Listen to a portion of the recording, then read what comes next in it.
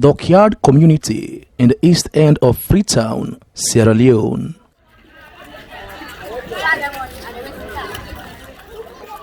Crammed into this factory-type ramshackle structure here are the United Polio Brothers and Sisters Association, a place they have called home since they started squatting on this property in the early 2000s.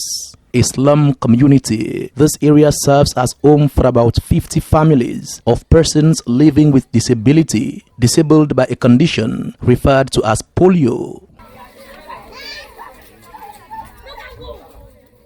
These families live in this condition with their children, many of whom are of school-going age, and indeed, they attend different schools within and out of the Dockyard community and at different levels. This place will be established in the year 2001 with the aims for able for bring and shelter we call it disabled then, where just after the war. And that at that time no place no be there for disabled people then.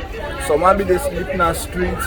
So we decided say, okay, Lord, we come together as one. Since we are person with disability, because of the disadvantages and way we they get, so we therefore can occupy here when a government place. And since then, governments they not come and go. They still left we and we don't. They are for since 2001 to date. Most of the men and women in this settlement have at least learned a skill or involved in some petty trading activity to earn a living. This was made easy by a skills training center they established in the early 2000s, not too far from where they are residing. But with the ravaging economic and social impacts of the COVID-19 pandemic, life has not been that easy for these people, despite having learned a skill that should have made them self-reliant for the most part. We are more physically challenged and more deprived because of this corona. As we are disabled people, they go a lot of constraints. More about what this corona don't come back, it don't affect you serious one. Because as we train the center, well, corona will be the managed life small because we'll be the products that they make. People every day come, they buy them products that are small. But since all this corona don't come, everything just stands still.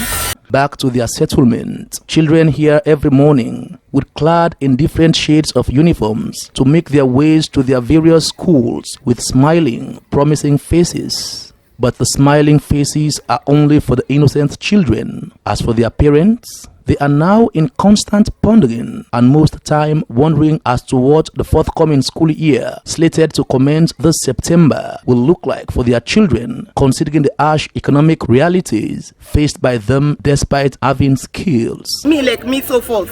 While they don't right now for sleep, I know they able to sleep all night at the think. Because like me, I get 2 picking then. And the other picking, it just don't fit. Now they fit 10 PSE. So now, if I go interview, when I go do inquiry, then say 850,000 now for all. No uniform, no books, no nothing, no they did. So then they for Siloni, they stress me right now. So now nobody where we have open right now for can support we. Just like I be tell you, say all we contact they just don't abandon we because of this COVID-19. Anybody will go to you cry help, so I go tell you say corona means have been difficult for me.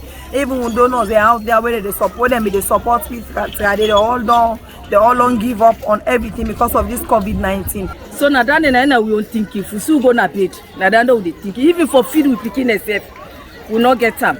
Let alone for go buy 1 grade bag on at 300,000. Books they say 40,000, 70,000.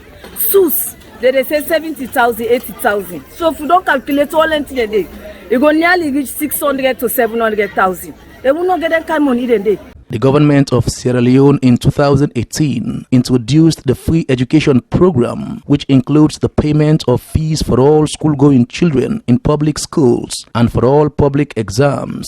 However, this does not include other equally important items like uniforms, bags, books, and shoes, to name but a few. Well, the specific help one for picking presently for provide school materials for them and also for provide lunch for them, because we know education we get pikin the way they go to school in that awkward way.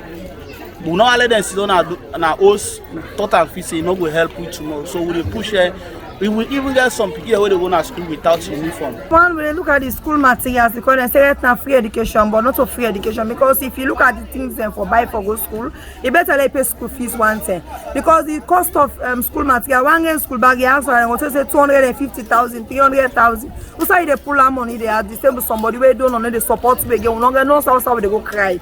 Another sad reality here is that there are orphans who go to school only with the support of the organization, the United Polio Brothers and Sisters Association, with the permission of their foster parents. Some of them tell us about their situation and, if any, what type of school support they would need approaching the reopening of schools. We need school material.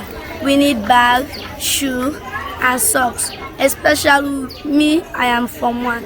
We need ledger and pen to write. I need bag, pencil, shoes, razor, books, sorts of stuff that you used to go to school.